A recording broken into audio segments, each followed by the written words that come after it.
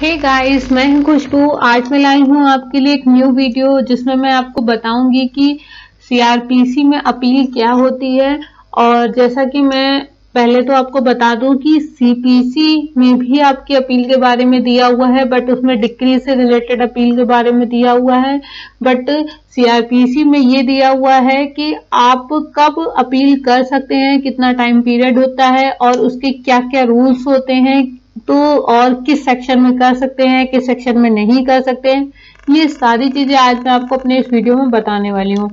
Second point में आपको ये बताऊंगी कि लिमिटेशन एक्ट किस तरह से अपील में वर्क करता है, और ये सारी चीजें आपकी सेक्शन 372 में दी हुई है। इसीलिए आज मैं इस वीडियो में सिर्फ और सिर्फ आपको सेक्शन 372 के ही बारे में क्लियर करूंगी। और जो मेरा वीडियो फर्स्ट टाइम देख रहे हैं, सो प्लीज आप मेरे चैनल को लाइक एंड सब्सक्राइब करें। अगर किसी को कोई भी क्वेरी हो तो आप मेरे डिस्क्रिप्शन में देख सकते हैं, मैंने अपना टेलीग्राम का लिंक प्रोवाइड किया हुआ है। आप मुझसे वहां से डायरेक्टली कनेक्ट हो सकते हैं, जहाँ पे मेरा ग्रुप है और मैं डेली बेसिस पे वहां पे क्विज एंड जीके के क्विज एंड लॉ के क्विज कराती हूँ। सो चलिए स्टार्ट करते हैं। सबसे पहले तो हम देखते हैं कि अपील क्या होती है। प्लस आज जो मैं आपको बताऊंगी वो बताऊंगी सेक्शन 372। एक्चुअली अपील क्या होती है पहले तो मैं आपको बता दूं। अपील आपकी वो होती है जो कि जब भी कोई विक्टिम होता है और वो दो पक्षकार होते हैं, दो पार्टीज होती हैं, एक दूसरे के थ्रू केस सूट फाइल करती हैं।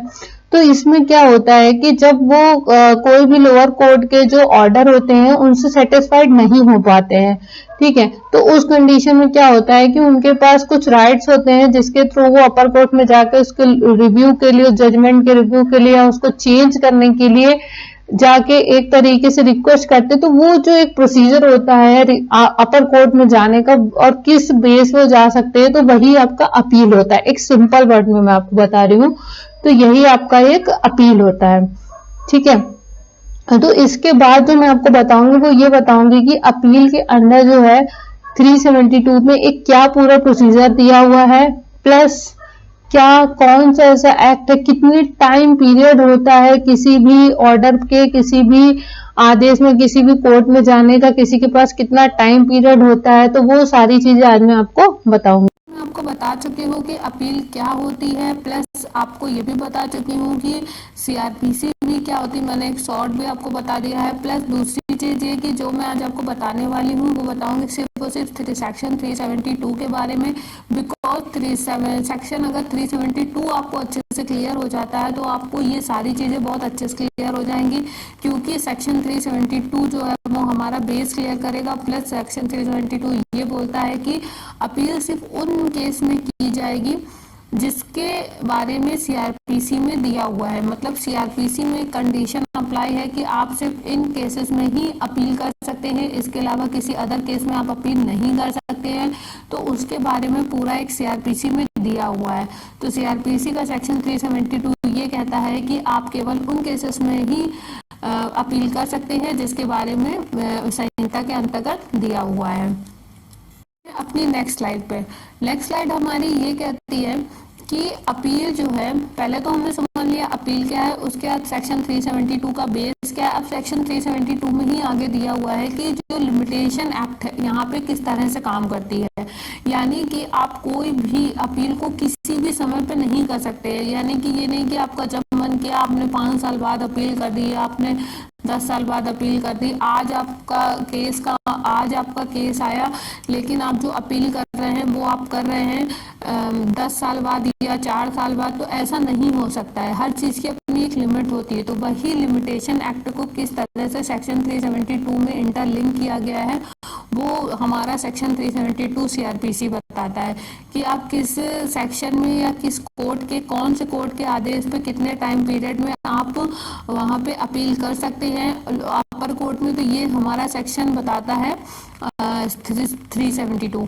तो देखते हैं इसमें क्या बताता है। इसमें ये बताता है कि अगर कोई भी सेशन न्यायालय या कोई भी हाई कोर्ट द्वारा कोई भी ऐसे दांडिक अधिकारों को क्षेत्राधिकार के अंदर, यानी कि उनके पास जो भी एक राइट्स होते हैं दंड देने के, ठीक है, या तो उसमें अगर वो कोई ऐसा दंड देते हैं या मृत्यु दंडादेश देते हैं तो उस अगर कोई भी सेटिस्फाइड, अगर विक्टिम सेटिस्फाइड नहीं होता है तो वो 90 डेज के अंदर उनके पास एक limitation, according to limitation act उनके पास 90 डेज का टाइम पीरियड होता है आगे अपील करने का।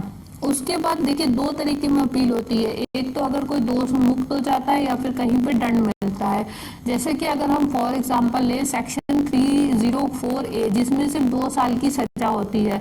अगर आप अभी रिसेंट का केस देखेंगे, सुशांत सिंह का भी केस काफी ज्यादा चला है, तो उनके भी वकील ने ये बात बोली हुई है कि जो सेक्शन 304A है वो उसके जो पनिशमेंट है उससे सेटिस्फाइड नहीं है। उनका भी यही कहना है कि इसकी जो पनिशमेंट का टाइम पीरियड है उसको बढ़ाया जाए।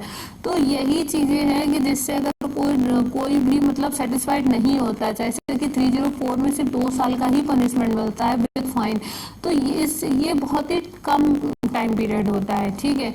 तो इससे काफी लोगों के अंदर अगर कोई ऐसा कहीं प्रूफ भी हो जाता है कि उनकी नेगलेंस की वजह से मर्डर हो गया या मतलब ऐसा नहीं भी था, तो उसमें कहीं ना कहीं उनको बेनिफिट मिल जाता है, ठीक है। तो इसलिए ही जैसे जिनके पर मृत्यु दंडादेश देने का आदेश है या फिर किसी को छोड़ने का आदेश है, दोष मुक्त करने का आदेश है, तो वहां पे 2 कंडीशन होती है। तो जैसा कि मैंने अभी आपको एक बता दिया कि दंडादेश वाला, दूसरा बता दोष मुक्त के आदेश में। तो इसमें ये कहता है कि उच्च न्यायालय को और अन्य किसी न्यायालय को, तो पहला हम देखेंगे उच्च न्यायालय को, ऐसे दंडादेश या आदेश पारित होने के, यानी कि उच्च न्यायालय को अगर कहीं अपील करनी है तो उसमें ये होता है कि जब कोई ऐसा दंडादेश मिलता है या कोई आदेश मिलता है, यानी कि पनिशमेंट और ऑर्डर दोनों ही कंडीशन में क्या होता है, सिर्फ 8 दिन के अंदर अपील करनी होती है।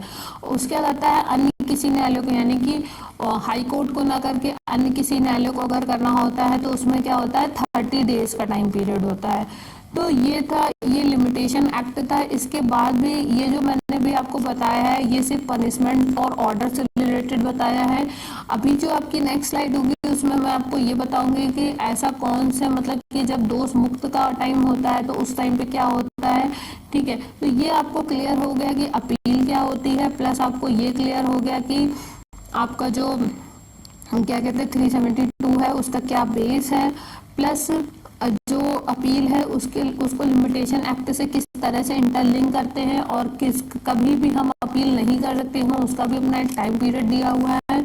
सो ये सारी चीजें आपको क्लियर हो गई है। चलिए अब मैं आपको बताती हूँ कि दोष मुक्ति के टाइम पे क्या होगा। मुक्ति के आदेश में हमारा सीआरपीसी कहती है कि संहिता की जो धारा है 378 की, जो उसका सबसेक्शन 1 और 2 के अंतर्गत आदेश के दिनांक से 90 दिन के भीतर, यानी कि 378 के अकॉर्डिंग जो ऑर्डर मिलेंगे, ठीक है। तो अगर ऐसे कोई ऑर्डर पास होते हैं तो उसमें उनको 90 डेज का टाइम पीरियड होता है, ठीक है। अकॉर्डिंग टू लिमिटेशन एक्ट क्या होता है 90 डेज का टाइम पीरियड होता है अपील करने के लिए।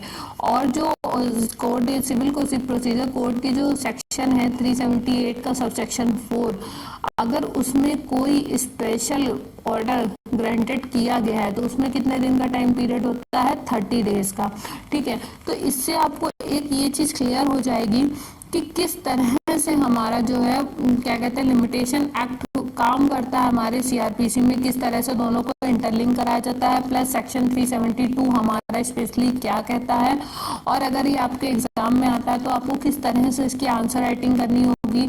सबसे इम्पोर्टेंट बात कि आपको जो ये है ये टाइम पीरियड जरूर पता होना चाहिए। ऐसा नहीं होना चाहिए कि हम कभी भी अपील कर सकते हैं अगर हमारे पास राइट्स है। चलिए अगर हम फॉर एग्जांपल मान लें कि अगर हमारे पास ये राइट्स हैं कि हम अपील कर सकते हैं और वो सीआरपीसी में भी दिया हुआ है, सीआरपीसी में भी उस सेक्शन के बारे में दिया हुआ है, तो इसका मतलब ये नहीं कि आप 5 साल बाद सोच रहे हैं चलिए हम अपील कर देते, तो ऐसा नहीं है। हर अपील का अपना एक टाइम पीरियड दिया हुआ है, ठीक है। इसीलिए वहां पे लिमिटेशन एक्ट काम करती है। लिमिटेशन एक्ट का अपना एक पूरा प्रोसीजर है, बट यहाँ पे अभी मैंने जो एक टाइम पीरियड उसका इससे इंटरलिंक किया हुआ है। तो प्लीज अगर आप भी ऐसे इंटरलिंक करके या कोई भी लैंडमार्क केस को अटैच करके लिखते हैं तो उससे आंसर काफी ज्यादा अट्रैक्टिव हो जाता है। ये मैं अपने हर वीडियो में बताती हूँ कि आपको किस तरह से मेंस में आंसर राइटिंग करनी है अपने सेमेस्टर एग्जाम में। तो अगर किसी को कोई भी कंफ्यूजन हो तो आप मुझे कमेंट सेक्शन में या फिर मेरे टेलीग्राम ग्रुप पे मैसेज कर सकते हैं। मैं अपना टेलीग्राम का ग्रुप का लिंक आपको अपने डिस्क्रिप्शन में प्रोवाइड करती हूँ। और अगर कोई मेरा वीडियो फर्स्ट टाइम देख रहा है, सो प्लीज़ आप मेरे चैनल को like and subscribe and share करें।